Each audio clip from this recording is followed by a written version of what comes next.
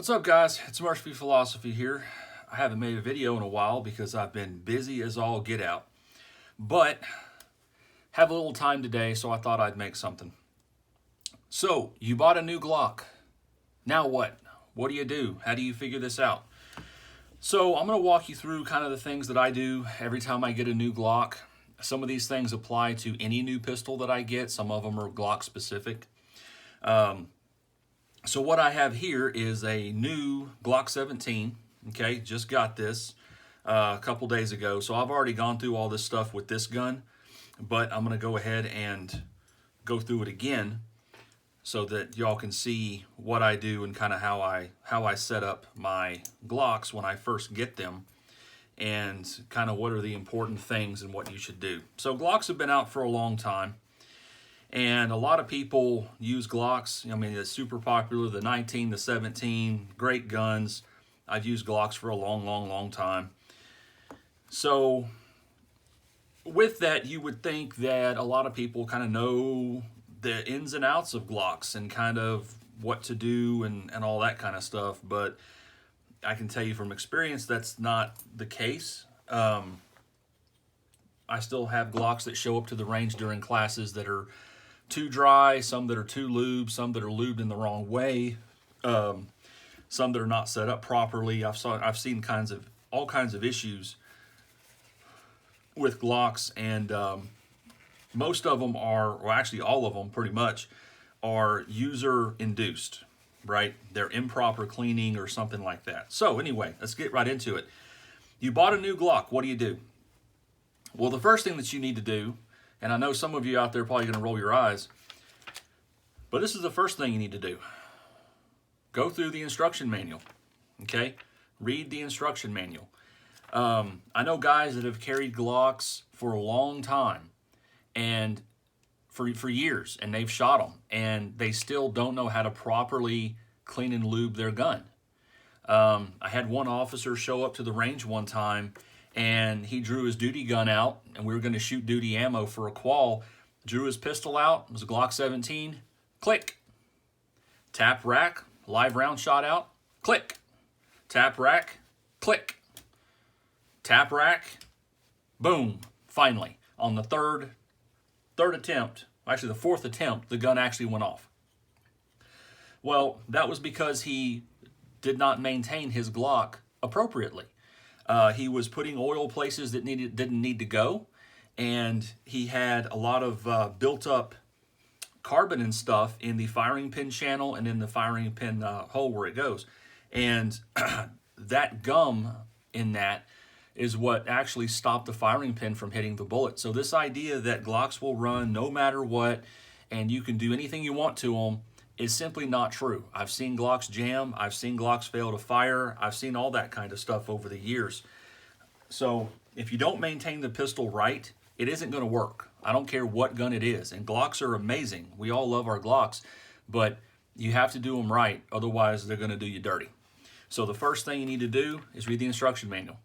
Okay, go through it. I've carried Glocks for, I don't even know how many years. I've had many of them. And I still will look through the instruction manual if I get a new generation. Now, I don't do it for every Glock, but if I get a new generation, I'll do it. Like if you've been carrying a Gen 3 for years and you buy a Gen 5, you need to look through the instruction manual because something might have changed, okay? So there's some good information in this instruction manual. A lot of it is just like warnings and nonsense and stuff that you already know, but you can find some good information in these books. So at least look through the instruction manual. The next thing that you need to do is totally strip the gun apart. Okay? Strip it all down, every single part, take it out. If you don't know how to do that, watch a YouTube video. Glocks are super simple to disassemble. All you need is a little punch, which on a Gen 5, you'll have one that comes in the box. It's part of the grip modules. So strip it all down, take it all apart, okay?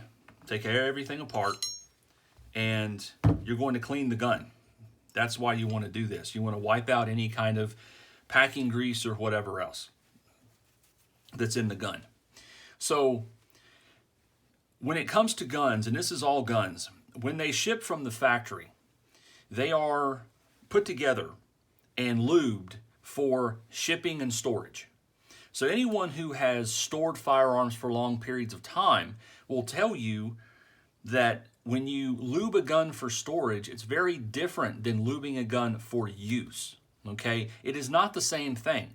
When these guns come from the factory, they're lubed for storage. They're not lubed to go to the range and shoot.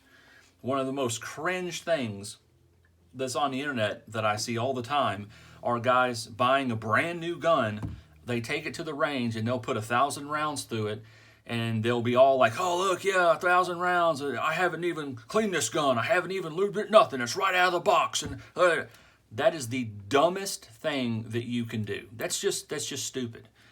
That gun is not lubed for work, okay? It's lubed for storage.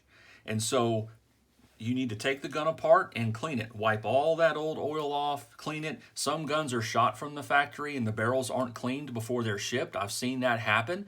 So clean the barrels, make sure that it's properly lubed according to the manufacturer's recommendations, okay? Which is why you need to consult the book, because it will tell you exactly where and how to lube your gun according to the manufacturer. And if anybody is going to know how to do it, it's going to be them. They're the ones who made the damn pistol. So follow those recommendations. And it's also good practice.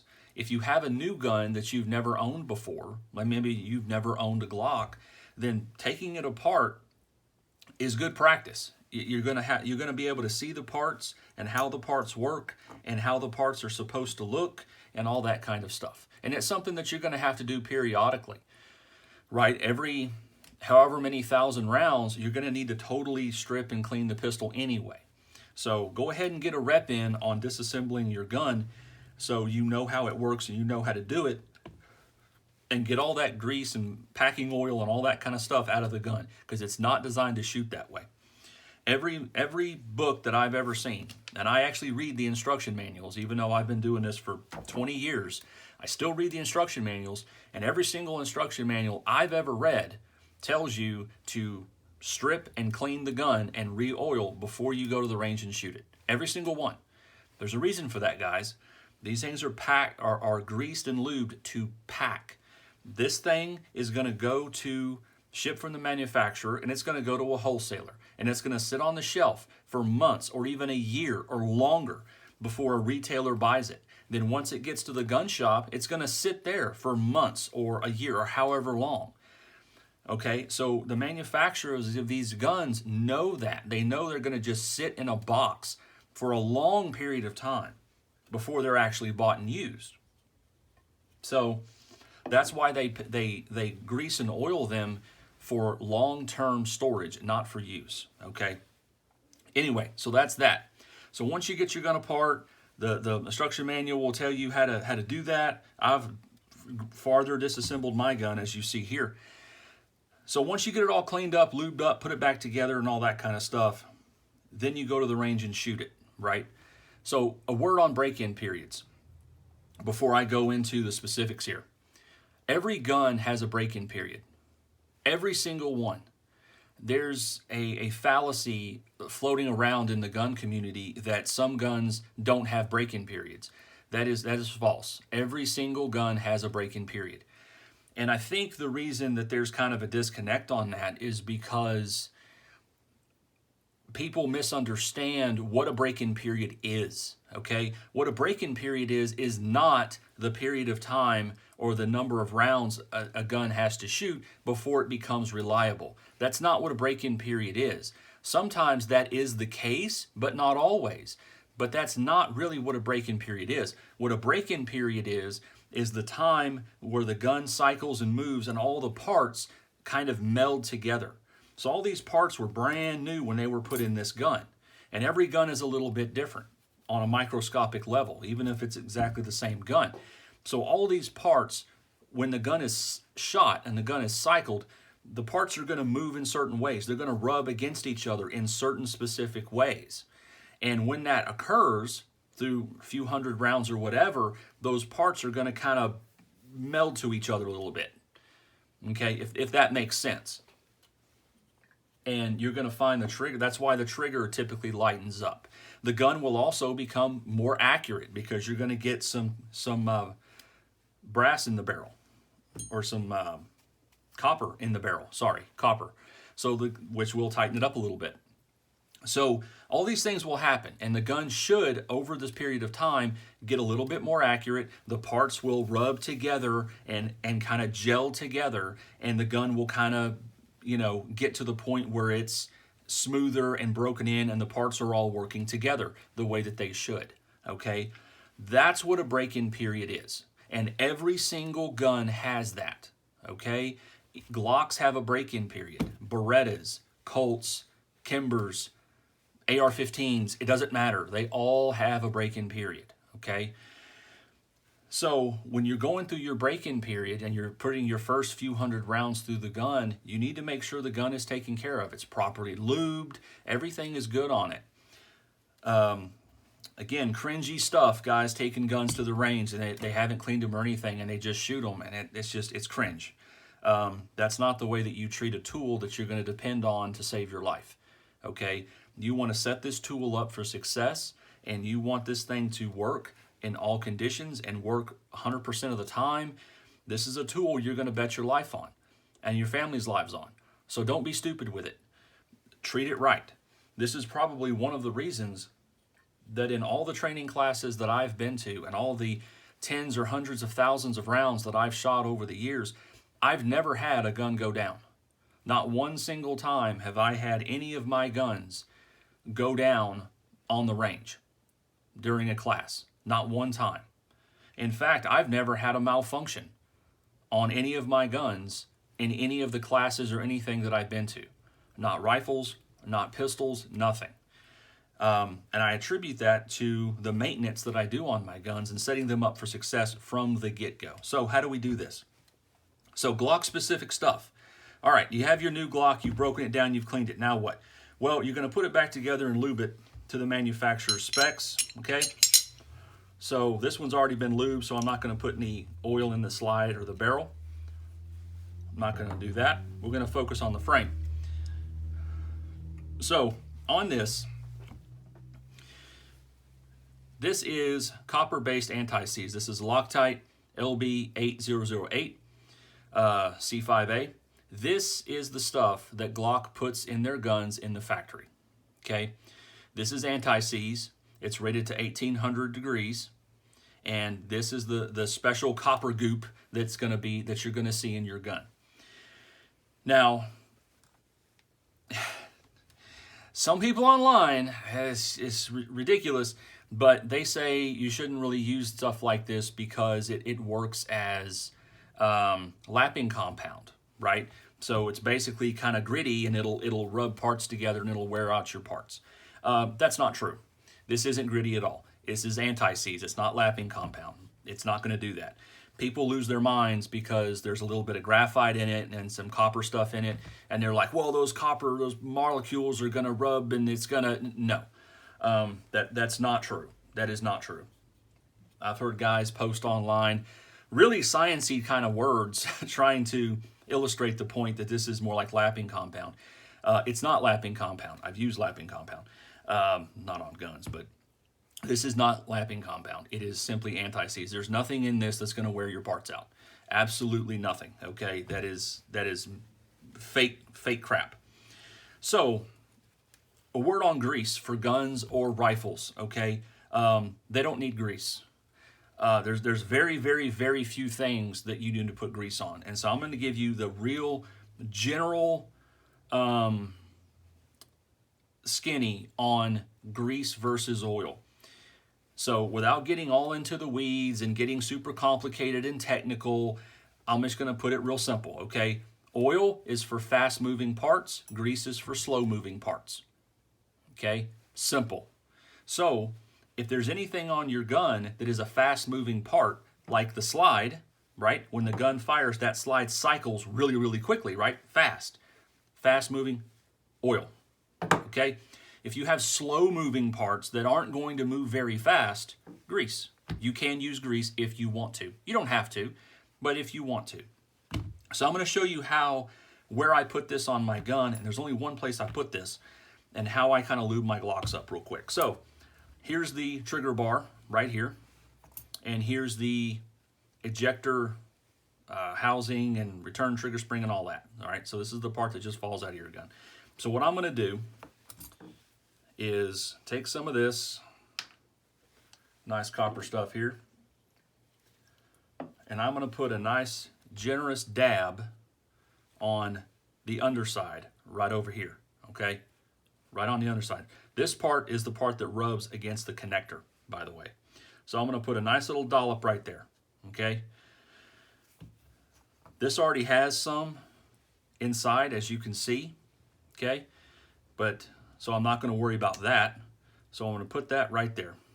Let me see if I can get it in there. There we go. Come on. Work with me here. Come on. There we go. And I'm going to put that in there, just like that. All right? So you see how much is in there? That's what I'm looking for.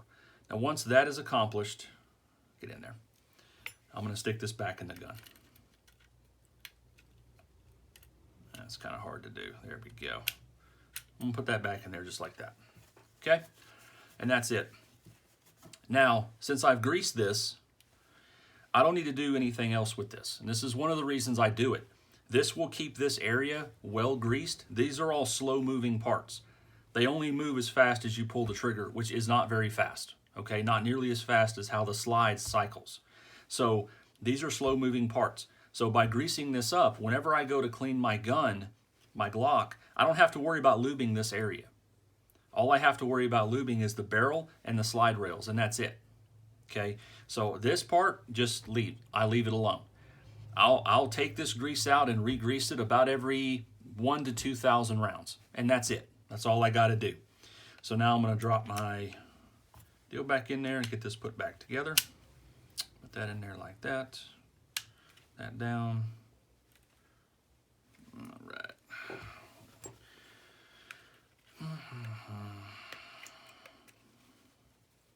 Just like that. Like I said, I've already oiled the slide rails and the barrel and all that, so I'm not going to bother doing that again. It doesn't need it. So this goes back together like so. There we go.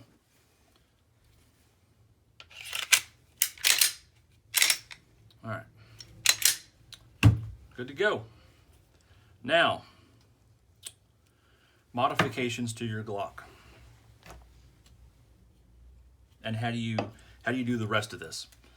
So, there's really only one mod. Well, actually, I'm going to say technically two mods that I recommend for Glocks. And one is the sights. Now, this gun came with these steel Glock night sights, which are okay. They're they're Yestertech sights, right? They're the old 3-dot, whatever. They're not great. They're not the best night sights in the world. Am I going to bother changing them? No, I'm not. I'm going to leave them right on the gun because they're fine. They're not my favorite, but they work. They're steel and they're tritium, so I'm happy. I'm not going to spend the money to replace them. But that's the first thing you do if you get a Glock. Plastic sights, get rid of that junk and put some steel sights on the gun, okay? Whatever flavor that you like, it's entirely up to you. It's personal preference. But those plastic sights that come on Glocks are garbage.